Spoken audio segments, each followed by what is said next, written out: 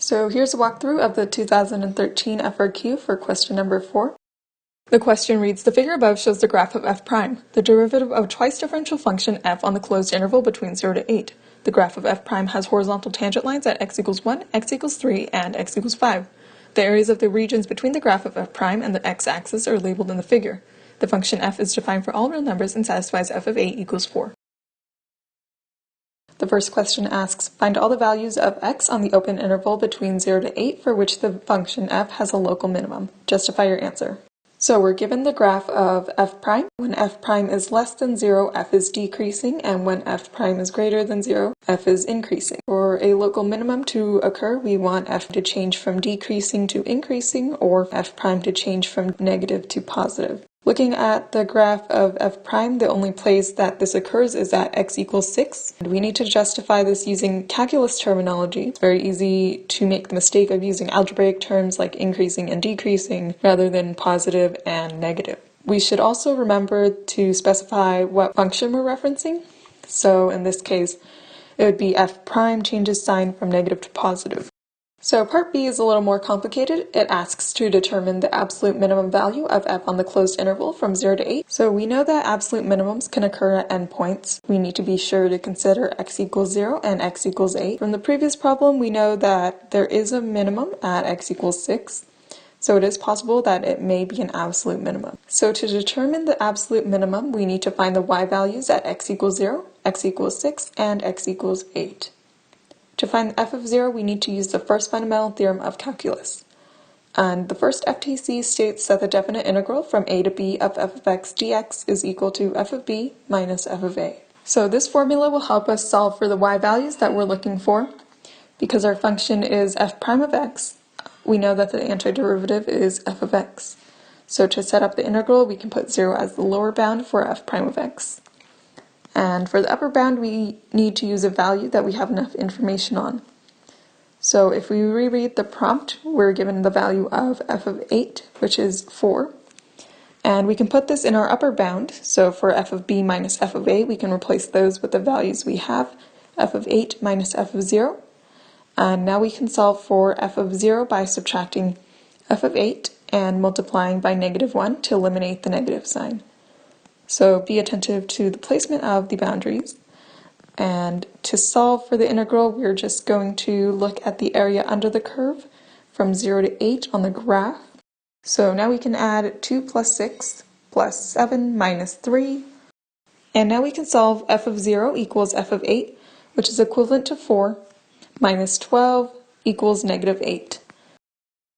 So just be cautious of the area below the x-axis, as the areas that exist there are negative. Now we'll apply the same steps for f of 6. Again, we're going to use the values we have sufficient information for. So the integral of f prime of x dx from 6 to 8 equals f of 8 minus f of 6. Now we solve for f of 6 by rewriting the equation in the same way we did earlier. And the area under the curve from 6 to 8 is 7. So the value we get from 4 minus 7 is negative 3. And lastly, for f of 8, we're already given the value above, which is 4.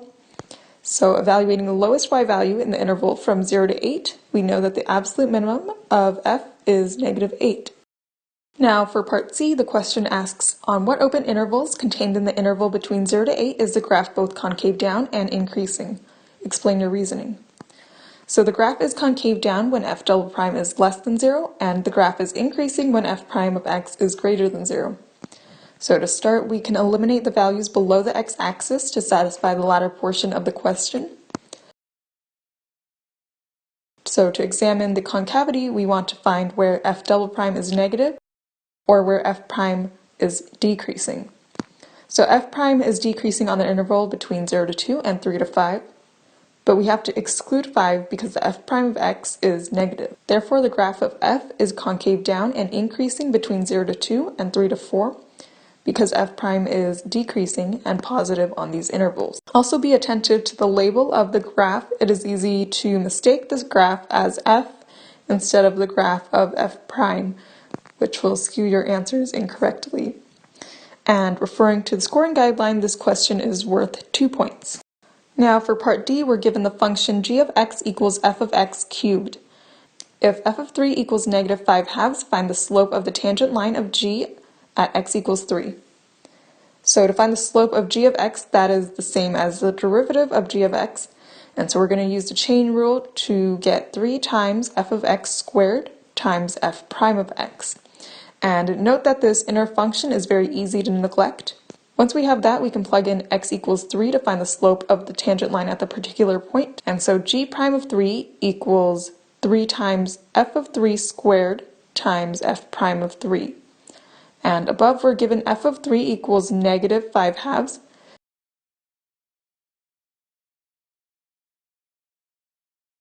And on the graph we can find the value of f prime of 3, which is 4. And so we can plug that in, and our final answer is 75. For number 22 on multiple choice 3, we are asked to find the antiderivative of 1 over x squared minus 2x plus 2. At first, we may think that this is simply x squared minus 2x plus 2 to the negative 1. However, we cannot find the antiderivative of this because we would have to use u sub. And if we used u sub, then u would be equal to x squared minus 2x plus 2. Du would equal 2x minus 2 dx. And we cannot substitute that back into our original expression anywhere. So we cannot use u sub. Instead, we must try and factor out or simplify our expression as it is, so that we can get it to the antiderivative expression of one of these. We can't factor x squared minus 2x plus 2, but we can factor x squared minus 2x plus 1.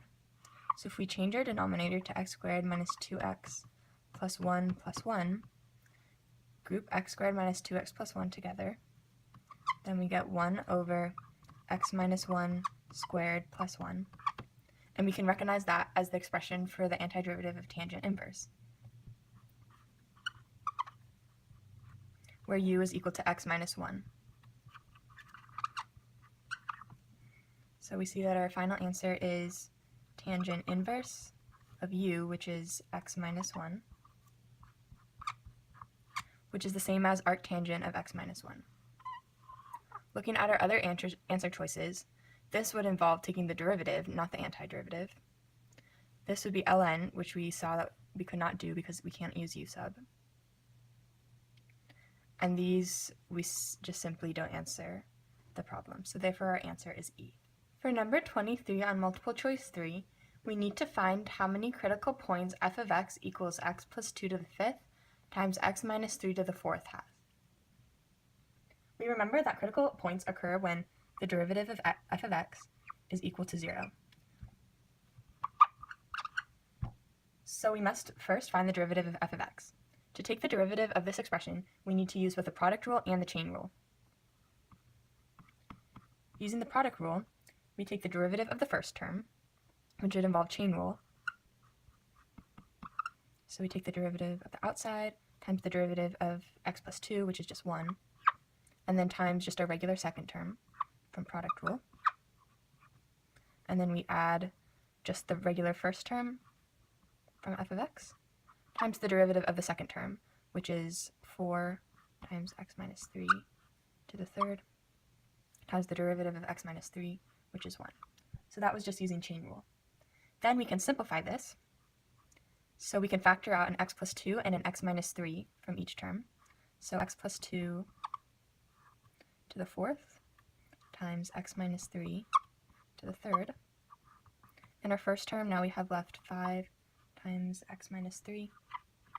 And from our second term, now we just have x4 times x plus 2. And we set this equal to 0 to find our critical points. We can already see that this is going to yield 2 critical points because x plus 2 to the 4th equals 0 at -2, and x minus 3 to the 3rd equals 0 at x equals 3, but we still need to factor out this to see how many critical points it has. It may be easy just to think that this means that this is simply another critical point right here, but we need to factor all that out first. So we still have our x plus 2 to to the 4th times x minus 3. Factoring this out, we have 5x minus 15 plus 4x plus 8.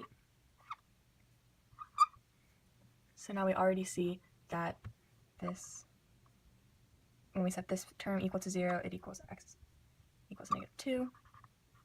Equal to 0, this is 3. And this, if we simplify it, it would be 9x minus 7 equals 0. So x equals 7/9. So now we can see we have 3 critical points, which is number C, or choice C, in our answer choices. So since the derivative of f of x equals 0 at 3 values of x, f of x has 3 critical points. For number 24 on multiple choice 3, we are asked if f of x equals x squared minus 2x minus 1 to the 2/3 power, then f prime of 0 is. So first, to find f prime of 0, we need to find the derivative of f of x. Taking the derivative of f of x, we need to use the chain rule. So we have 2/3 times x squared minus 2x minus 1 to the -1/3 times the derivative of the inside function, which is 2x minus 2. Now that we have our derivative expression, we can find f prime of 0 and simply plug in 0 to this equation. So 2/3 0 minus 1 to the -1/3 times 0 minus 2. Simplifying this, we get 2/3 times -1 times -2, which is equal to 4/3, which is answer choice A.